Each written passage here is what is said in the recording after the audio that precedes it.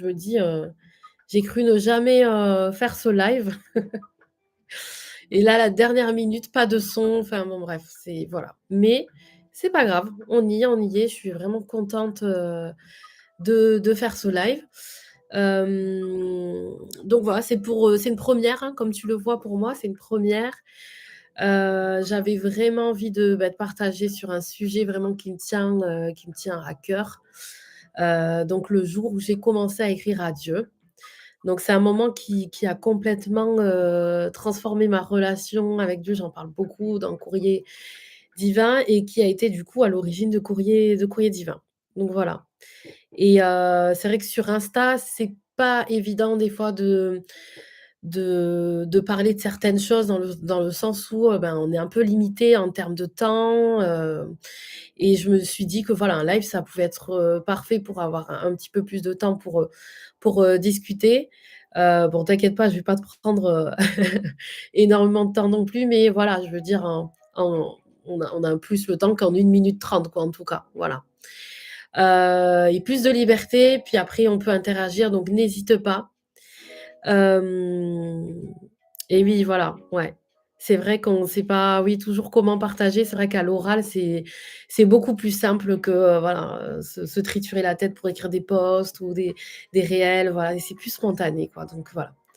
Donc écoute Claire, je sais pas si, c'est toi que j'ai sur Insta, Chiara, peut-être, je sais pas si c'est toi ou si c'est quelqu'un d'autre, tu me le confirmes?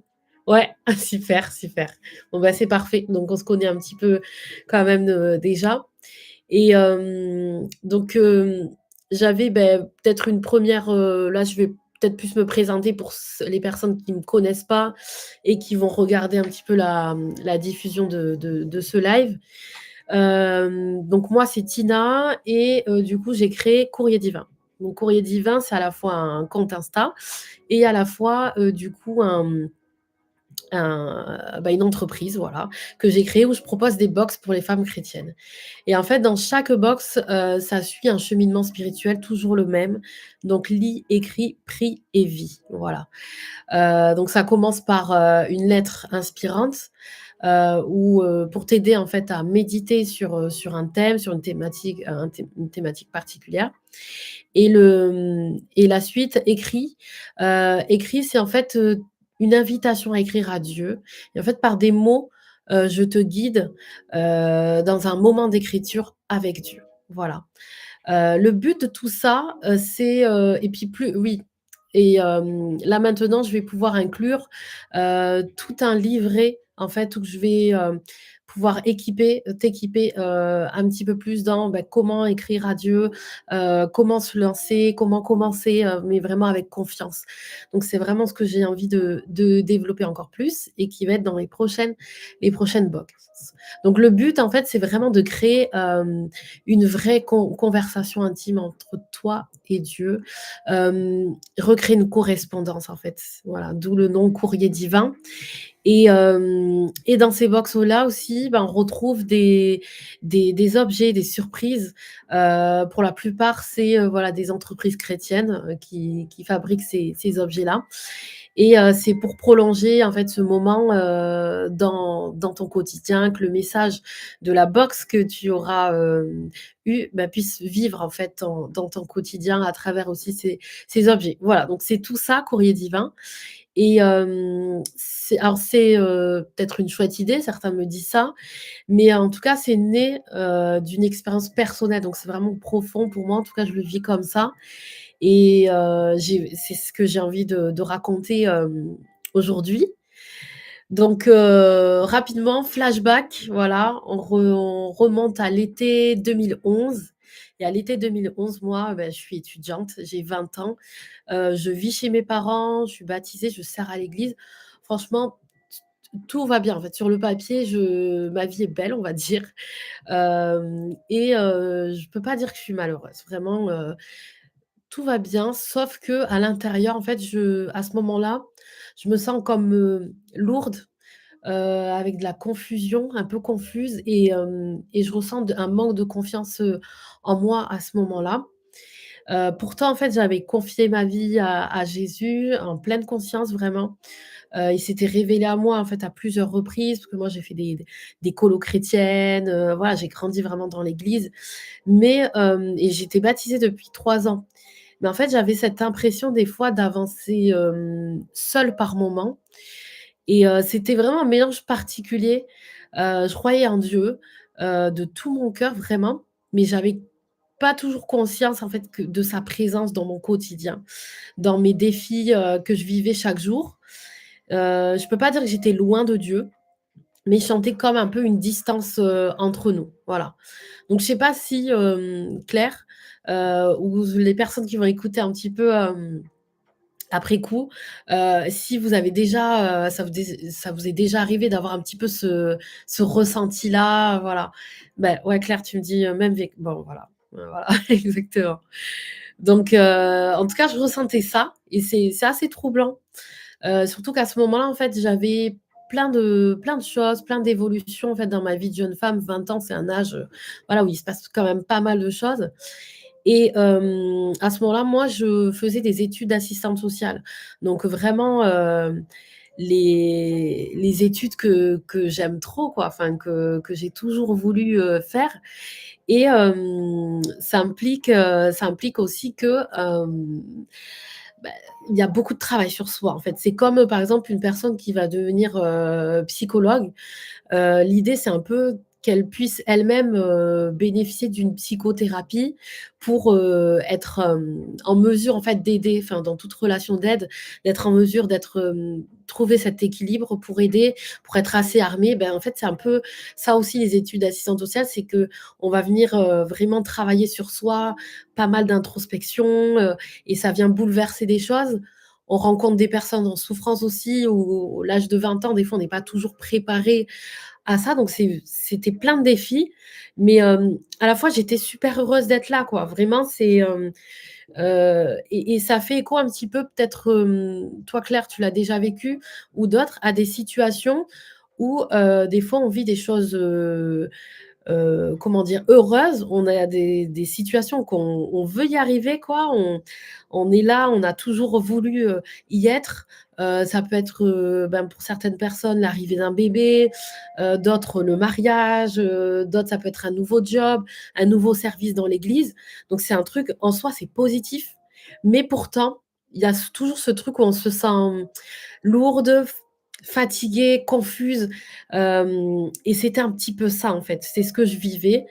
Donc voilà, peut-être qu'il y en a qui ont ce genre de saison. Donc c'est vrai que voilà, c'est assez troublant et en même temps, on ne s'autorise pas à s'arrêter. C'est-à-dire que j'avais un trop plein d'émotions, mais je m'autorisais pas à me confier à Dieu, mais littéralement à me confier à Dieu, c'est-à-dire à discuter avec lui de tout ça, à mettre les choses à plat. Des fois, on préfère avancer. Moi, j'ai un peu ce tempérament des fois de fonceuse, donc je me dis: «Allez, il faut bosser, il faut réussir, il faut avancer, il faut pas perdre de temps» et des fois, ben, on réalise pas vraiment que Dieu, il s'intéresse à tous nos petits ces petits détails de notre vie, ces petits soucis. Ces petits bobos, on va dire. Hem et je pense aussi que, tu vois, ça vient de ça aussi, Claire, toi, tu me dis que tu as grandi dans une famille chrétienne, moi aussi et j'ai grandi dans l'église et en fait, j'ai vu énormément de témoignages, mais des témoignages, waouh! Tu vois, des témoignages de fous, des vies complètement, changées, des personnes, en fait, qui venaient qui se relevaient de situations, très compliquées, voire dramatiques et en fait, ça a développé quelque chose en moi, c'est que d'un côté, bah, j'avais énormément de respect pour Dieu, de reconnaissance envers lui, mais parfois je me disais: «Mais je c'est pour ces gens-là que enfin, ces gens-là, en fait, méritent toute l'attention de Dieu» et et bizarrement, pas forcément moi, parce que, j'estimais que voilà, j'étais dans une famille assez, équilibré, voilà, trop banal, exactement. Claire, tu as vraiment dit le bon mot. Voilà, une vie banale. Enfin, moi, je me disais: «Bah, j'ai une vie banale». Allez, bah, de temps en temps, effectivement, voilà, on comme tout le monde, on a des défis, des souffrances. Mais je me disais, voilà, c'est je vais pas non plus, je vais pas non plus, focaliser sur ça mais sauf que du coup ça fait en sorte qu'en fait on minimise des fois ce qu'on vit, on se confie pas à Dieu et on n'en parle pas. On n'en parle pas.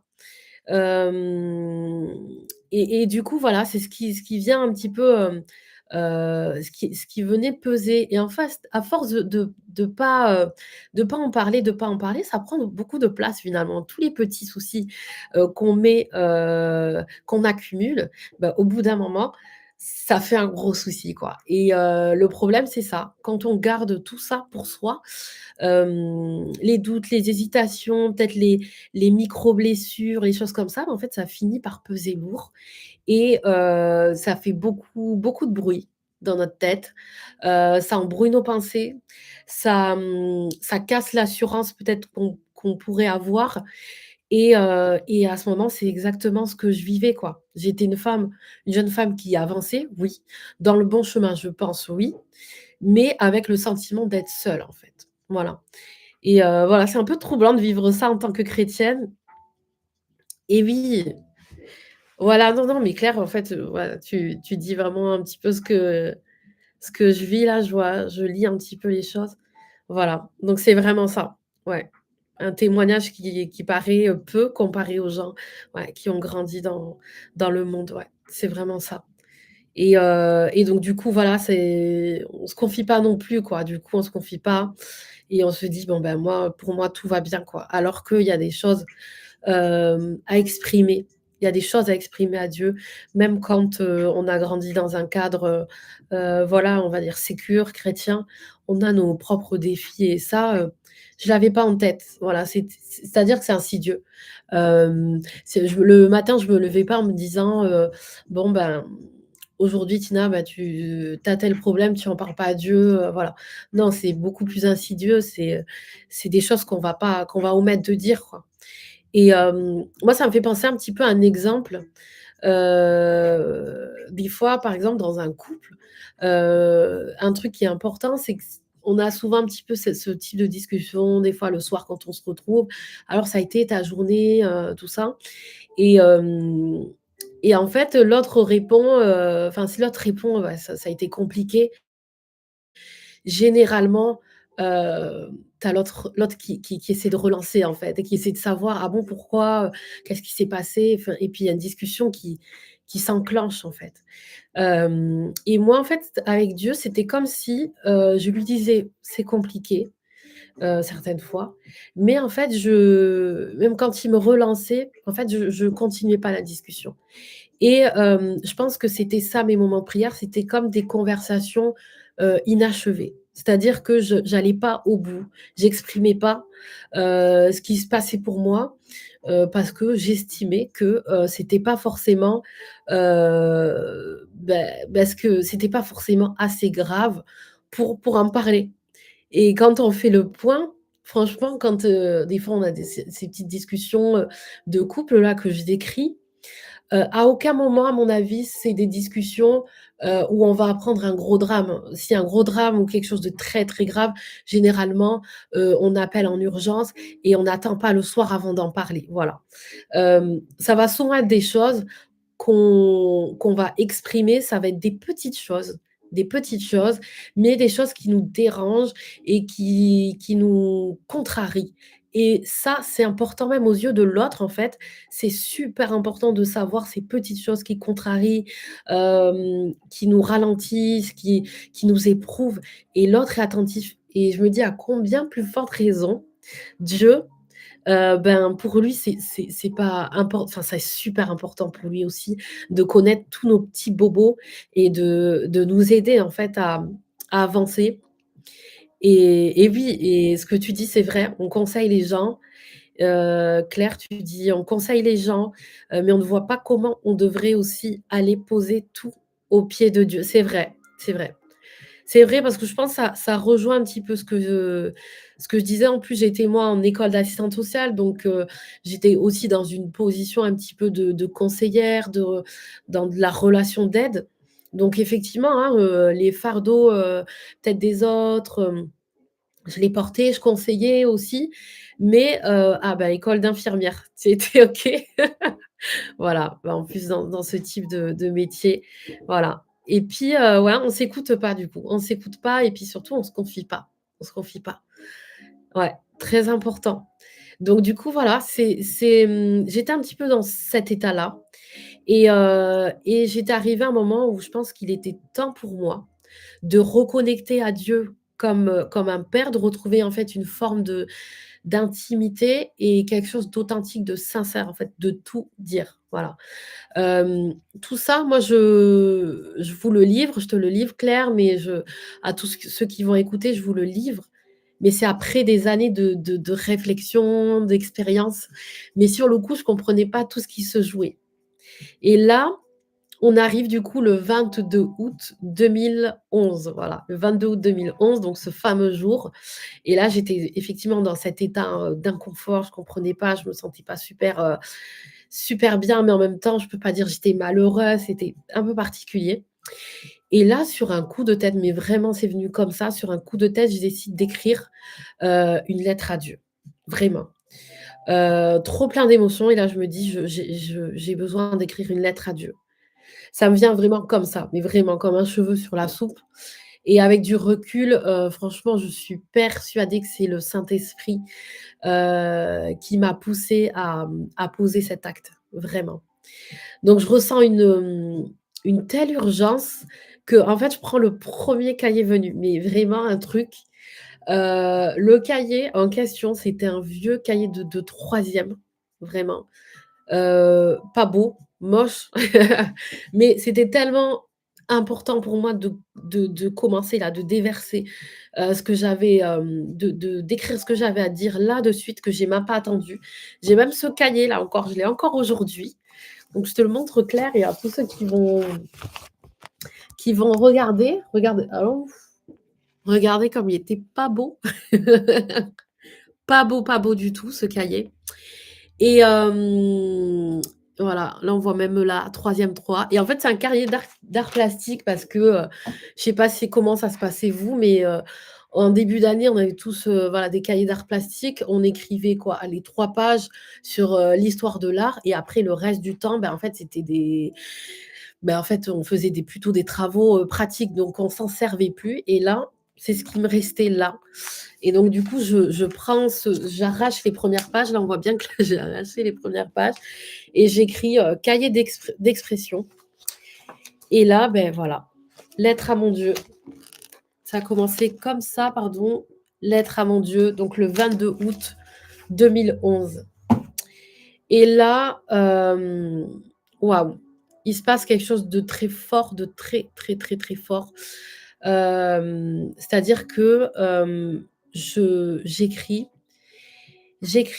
pas une belle prière, pas, des mots, super compliqués, pas, enfin, pas quelque chose de religieux ou de pompeux. En fait, j'écris vraiment ce que je ressens à Dieu, mais comme si je me confie littéralement, à Dieu et pendant que j'écris, en fait, c'est comme si Dieu me répond et vraiment, me dit: «Enfin, tu me parles vraiment». Mais vraiment, c'est ça. «Enfin, tu me parles vraiment» et c'est vraiment ce que je reçois dans mon cœur et ça, en fait, ça a été un moment, fondateur pour moi. J'ai compris, en fait, que Dieu, il voulait pas juste des prières, des belles prières, aussi, bah, Claire, je reviens aussi sur le fait que parfois on a grandi, bienvenue à ceux qui arrivent, hein, désolée pour les problèmes techniques. N'hésitez pas à me faire un petit coucou sur le chat pour que je sache un petit peu, voilà, qui est là. Heu, donc voilà, j'ai commencé depuis, un petit temps et dites-moi si vous voulez que je vous fasse une petite mise à niveau. Oh, coucou Luna. Salut, salut, merci. Merci de vous être accrochés parce qu'il y a eu plein de problèmes, techniques et voilà, c'était compliqué, mais on y est, on y est. Donc comme j'ai expliqué, je disais que j'étais, dans un moment un petit peu, compliqué. Luna, tu auras l'occasion peut-être de revoir, le live dès le début parce que voilà, j'ai expliqué certaines choses et voilà, pour Claire, je ne vais pas revenir sur ça. Mais là, j'étais au moment où on était le 22 août, donc 2011 Et là, je me sens, comme je disais, pas malheureuse, mais je me sens confuse, je me sens, comme un trop plein d'émotions. Je sens que j'ai besoin de clarté, que j'ai besoin de repos et surtout de connexion avec Dieu. Voilà, parce que, j'ai comme l'impression d'avancer, pas loin de Dieu, mais s sans forcément que voilà, il soit là. Enfin, je me sens seule en tout cas, je me sens seule sur certains défis et là, du coup, je, décide d'écrire d'écrire une lettre à Dieu pour m'adresser à lui et tout lui confier. Tout lui confier et là, c'est un grand soulagement parce que quand j'écris, je ressens que le Seigneur, en fait, il me dit: «Enfin, tu me parles vraiment. Enfin, tu voilà, tu décides de tout me dire et d'être sincère avec moi et de tout déballer en quelque sorte» et là, en fait, je ressens un soulagement, énorme et ce que j'ai envie de dire, c'est que ça a commencé ce jour-là, et là, en fait, ça fait 14 ans que ça dure, que j'écris des lettres à Dieu. Je vais être honnête avec vous, j'écris pas tous les jours, mais j'écris régulièrement parce que c'est quelque chose que, j'en ai besoin. J'ai développé vraiment, grâce à ça, une intimité vraiment profonde avec le Seigneur et bien sûr que ça me permet de déverser tout ce que je ressens, tous les défis, comme je disais, les micro-blessures, tout ce qui les petits bobos, ce qui me contrarie et puis, c'est voilà et j'établis une vraie correspondance et une vraie correspondance, c'est aussi, bah, dans l'autre sens. C'est-à-dire que c'est pas que, un élan pour aller vers Dieu, mais en même temps, je reçois beaucoup, beaucoup de la part de Dieu, vraiment. J'ai jamais autant reçu de la part de Dieu que par, ces moments d'écriture, en fait. Parce que du coup, ça m'a permis de enfin, le Seigneur, il m'a clarifié des choses. Il m'a révélé des choses sur moi, sur mon avenir, sur ce qu'il voulait pour moi. Il m'a consolée de certaines choses, il m'a recadrée des fois et en fait, quand j'écrivais, il y avait des versets qui venaient, il y avait en fait, ça ouvrait tellement de portes, et enfin, je découvrais au fur et à mesure la force, de cet outil puissant. Et c'est vrai que du coup, hem moi, c'est quelque chose qui m'habite, qui m'anime et c'est vraiment, je suis passionnée de ça et j'ai vraiment envie de partager, cette expérience que j'ai vécue. Pas parce que, c'est moi qui l'ai vécue ou quoi que ce soit, mais c'est parce que je sais que ça peut tellement bouleverser quelque chose. C'est-à-dire que je suis passée de quelqu'un qui était un peu distante finalement avec Dieu, même si j'avais vécu des expériences fortes avec lui, au quotidien, je me sentais un peu distante à quelqu'un où j'ai l'impression que vraiment il y a une vraie connexion et que, c'est comme si j'ai un refuge là d'intimité où je peux, vraiment correspondre avec Dieu, vraiment de façon très authentique. Et moi ce que j'ai envie de te dire ce soir, et à ceux qui vont regarder ce live, plus tard, c'est que, hem, tu peux prendre le temps d'écrire à Dieu. Tu peux prendre le temps d'écrire à Dieu. Tu es pas obligé de toujours foncer. Tu es pas obligé de rester toute seule avec tes défis, avec, ce qui est compliqué pour toi.